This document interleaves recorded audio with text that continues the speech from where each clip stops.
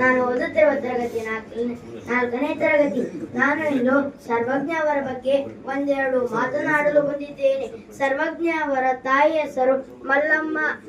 ಅವರ ಸಾಕು ತಾಯಿ ಮಲ್ಲಮ್ಮ, ಹೆತ್ತ ತಾಯಿ ಕುಂಬಾರಮಾಳೆ, ಅವರ ತಂದೆ ಬಸವರಸ.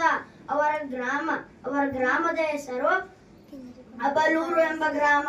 ಸರ್ವಜ್ಞ ಅವರ ಬಗ್ಗೆ ಒಂದೆರಡು ವಚನಗಳು ಹೇಳಲು ಬಯಸುತ್ತೇನೆ. ಸರ್ವಜ್ಞನೆಂಬುವನು ಗರ್ವದಿಂದ ಆದವನೇ, ಸರ್ವರೊಳಗೊಂದು ನುಡಿಗಲಿತು, ವಿದ್ಯೆಯ ಪರ್ವತವೇ ಆದಂತಹ ಸರ್ವಜ್ಞ. ಕೊಟ್ಟಿದ್ದು ತನಗೆ, ಬಚ್ಚಿಟ್ಟಿದ್ದು ಪರರಿಗೆ, ಕೊಟ್ಟಿದ್ದು ಕೆಟ್ಟತನ ಬೇಡ, ಮುಂದಕ್ಕೆ ಕಟ್ಟುವುದು ಬುದ್ಧಿ, ಜಾತ ಸರ್ವಜ್ಞ. ಸುಡುವುದೊಂದೇ ಅಗ್ನಿ, ನಡೆಯುವುದೊಂದೇ ಭೂಮಿ, ಸುಡುವುದೊಂದೇ ಅಗ್ನಿ, ಕುಡಿಯುವ ನೀರು ಒಂದೇ, ಇರುತ್ತಿರಲು ಕುಲಗೋತ್ರಗಳ ನಡುವೆ ಎಚ್ಚಣದು ಸರ್ವಜ್ಞ. ಕೋಪವೆಂಬುದು ತಾನು ಪಾಪದ ನೆಲಗಟ್ಟು, ಆಪತ್ತು ಸುಖವು ಸರಿಯೆಂದು ಕಾಂಬವಗೆ ಪಾಪವೆಲ್ಲಿಯುವುದು ಸರ್ವಜ್ಞ ಎಂದು ವಚನಗಳನ್ನು ನನ್ನ ಹೃದಯ ಮಂದಿರದಲ್ಲಿ ನೆನಪಿಸುತ್ತಾ ನಾನು ಈಗ ಸರ್ವಜ್ಞ ಅವರ ಬಗ್ಗೆ ಒಂದೆರಡು ಮಾತನಾಡಲು ಬಯಸುತ್ತೇನೆ.